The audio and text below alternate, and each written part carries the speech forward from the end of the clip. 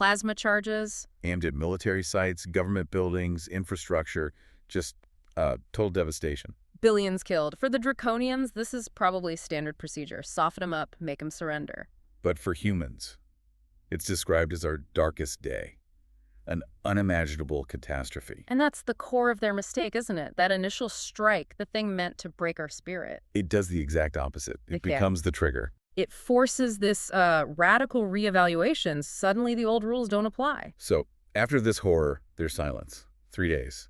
Just agonizing quiet. You can imagine the mood on Earth, what's left of it. Then a transmission cuts through. General Elena Vasquez. The description's vivid. Torn uniform, injured, but her eyes are just burning with intensity. She's broadcasting from what's left of Earth's Unified Defense Command. And Admiral Kiovac, he's probably expecting, the formal surrender message. Finally. Get something else entirely. Vasquez just cuts right to it. This isn't a surrender message. This is a courtesy call. Chilling. Just imagine hearing that after you think you've already won. Yeah, you can almost feel the draconian confidence start to crack right there. That single line. It speaks volumes about resilience, doesn't it? They expected broken survivors begging for mercy. Instead, they get this cold, hard determination. What did they miss about us? And then she drops the bombshell, the real reason for the call. Vasquez says, "You've made a fundamental error in understanding humans. You see, we've spent our entire history holding back." Holding back. That's the key phrase. Right. She talks about lines they chose not to cross, weapons they developed but never used, tactics considered, too much, too extreme. It suggests this whole other layer to human history, this potential for total war that we consciously suppressed. Until the Draconians basically kicked the door down, Vasquez almost sounds grateful. Yeah. She says, "Thank you for finally giving us a reason to get really nasty." Which is terrifying, really. It implies the devastation they just unleashed wasn't even close to humanity's real nasty. From a strategic view, it's fascinating. You can analyze tech specs all day long. But if you don't understand the enemy's psychology, their values, their breaking points, you're flying blind. The Draconians studied our hardware, but missed the ethical software, the user manual. Exactly. They didn't understand the why behind our choices, just the what of our visible weapons. Yeah. And they certainly didn't bank on what happens when those ethics get shattered. So Kiovac and his command, they're probably stunned. Maybe thinking, is this a bluff? Some desperate human trick? Still clinging to that initial assessment, right? Can't be true. So Kiovac orders the invasion to continue. Ground troops, the works. Big mistake. Huge. 12 hours pass. Then the reports start coming in. Fast. Draconian warships are just coming apart. Not exploding, not battle damage. Disintegrating. At the molecular level. No debris, nothing, just gone. Poof. And at the same time, crews on other ships are collapsing, their own bodies turning on them, immune systems going haywire. 5 more ships gone. Just like that. Now there's panic spreading through the Draconian fleet. Real panic. Because this isn't war as they know it, it's something else. Something incomprehensible. Their tactics suddenly useless. It's not just physical destruction, it's psychological warfare on a massive scale. Utterly destabilizing. Their science officer, T. Luran, gets the grim task of figuring it out. And his analysis? Nanites. Tiny machines programmed specifically for draconian biology, and something else, a genetic rewriting agent, happening in real time. Luran's reaction is basically disbelief. Yeah. Impossible. They don't have that technology. Followed by the stark realization, evidently they did. Oof. That moment when your whole understanding of the enemy is proven completely wrong. And then Vasquez transmits again.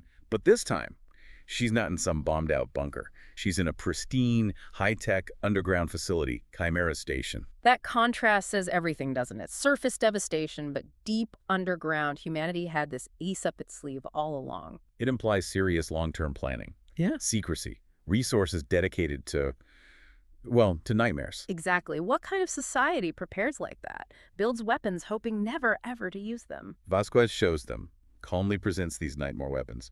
First, the nanites, self-replicating, programmed to just dismantle ships, atom by atom. Targeted, undetectable, unstoppable by conventional means. And then the other one, maybe even more disturbing, a retrovirus. But it doesn't kill. It rewrites neural pathways. It brainwashes them, makes draconian soldiers believe they're loyal to Earth, turns their own troops into weapons against them. Kiovac must be reeling.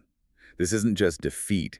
It's violation on a biological and psychological level. And Vasquez explains why they built these things. We prepare for the worst while hoping for the best.